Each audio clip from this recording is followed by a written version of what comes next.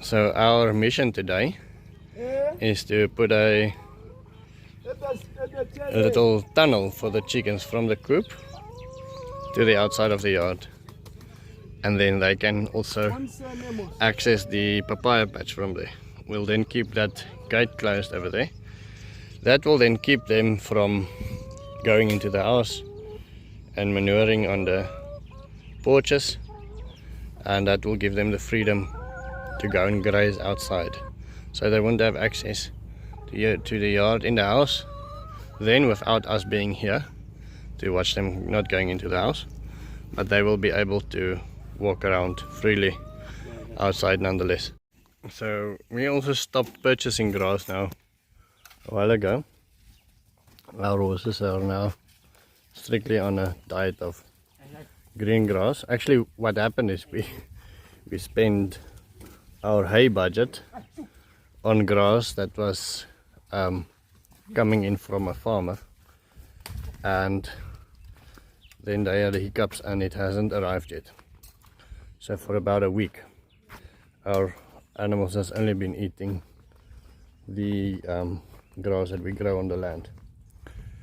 Now we still feels like we still haven't made a dent in it yet, but yeah, that's actually the end of my story. There's no point. It's just we've been feeding this grass to the horses now for a week. It's difficult to believe that this place will turn brown and dead and dry in the next 2 months.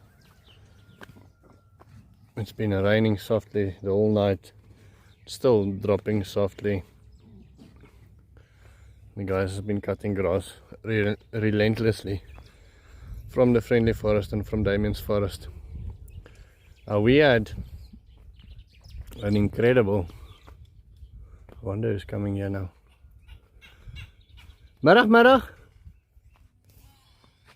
I interrupted myself there, but I'll tell you the story of that lady now.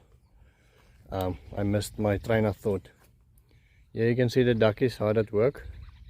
The mulch almost completely gone, so we'll have to replenish it. The mulch been feeding the termites and the termites been feeding the ducks. So it's almost as if we're turning grass and sticks into duck food by making them termite proof. Okay, so let me tell you the story quickly. A couple of days ago, Lukas said to me his daughter met a man a couple of years ago, and she said she's going with him to a town a couple 100 kilometers away, 200, 300 kilometers away, and then they lost contact. They could never get hold of her again, and she was just gone. And she was just gone. And then he said to me a couple of days ago that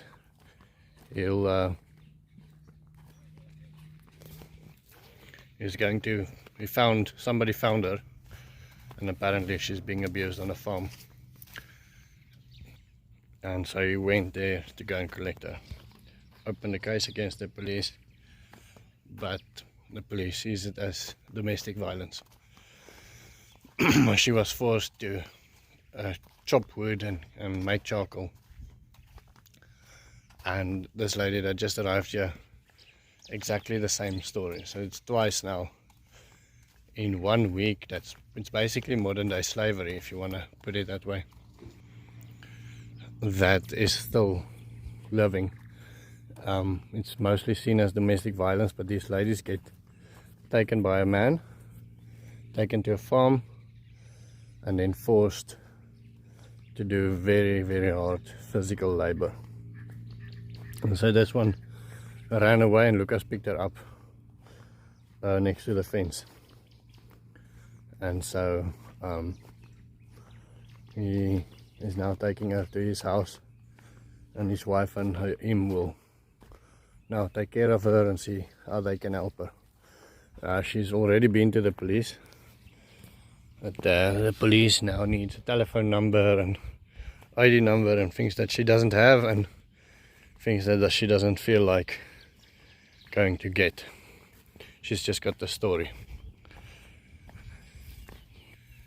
and so it's their own tribe abusing the women to such an extent that I classify it as slavery, but our police doesn't necessarily. Okay, on to happier things. State of the river, state of the swales. That is the main thing. They almost completely disappeared between the grass. And then there's just 30 meters down, 20 meters down. This is the one below that. Okay.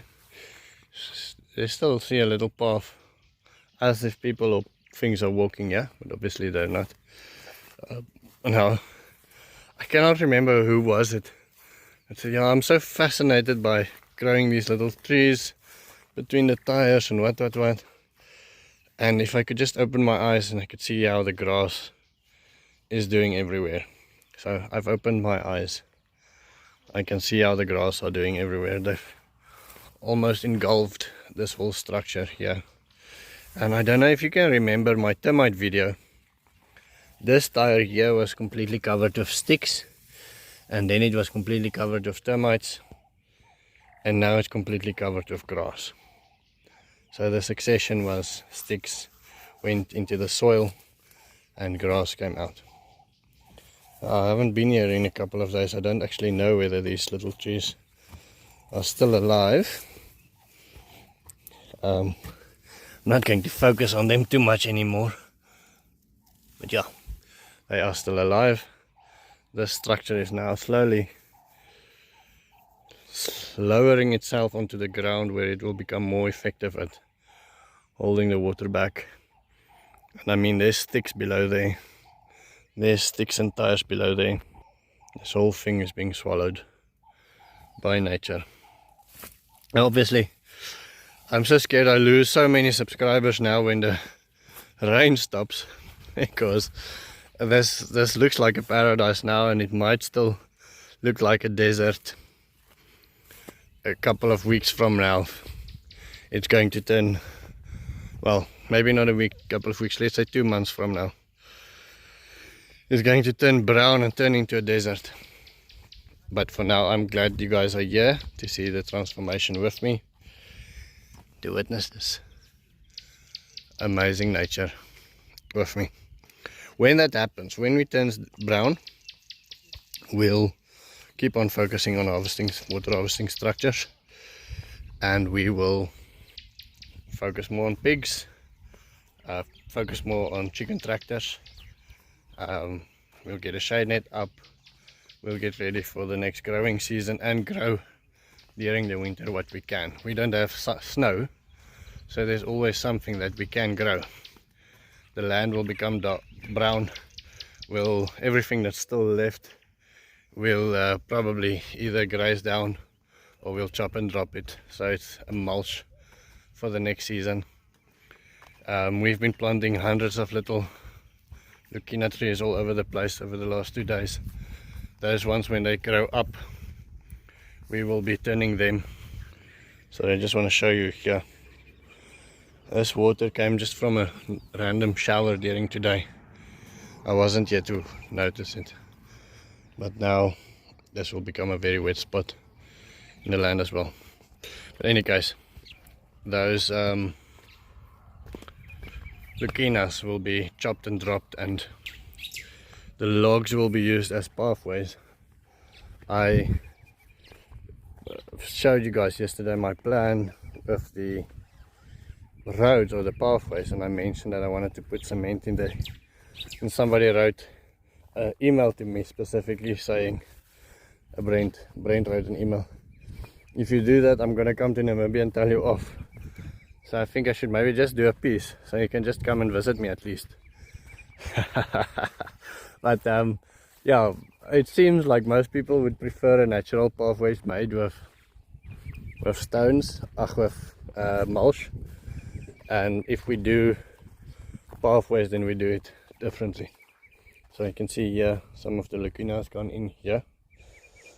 I can see the day laborers yesterday didn't understand completely what I said to them. I wanted to move the tires out of the food forest into the recycle yard. They just threw them over the swale where I couldn't see them anymore. But in any case, it was just I don't think it was intentional. I think they were just not understanding what I meant. Okay, so Lukina planted all over the main swale. All of these trees should be big by next year. Should be ready to chop and drop, chop and drop, chop and drop like crazy. Be chopping and dropping Lukinas, feeding them to animals. I plan to have a little plague of Lukinas that I can chop and drop and mulch, chop and drop and mulch. Somebody said we do have a machine. We don't have a chipper. We had a chipper and we made a video of it, and then the factory saw the comments and they went to re-engineer it, and we never got it back yet. They still want to bring us one back. They say it's much better now, but the comments of you guys helped to improve it. So loads and loads of Lukina everywhere. Oi, and this one filled up as well. So this happened somewhere during the morning while I wasn't here, while I was at work. This thing filled up as well. Okay, I think that's going to be the end of my story. Just a pointless permaculture babble. I hope you have a wonderful day. I think we'll be at Emmanuel's house tomorrow. Looking forward to that. See you tomorrow.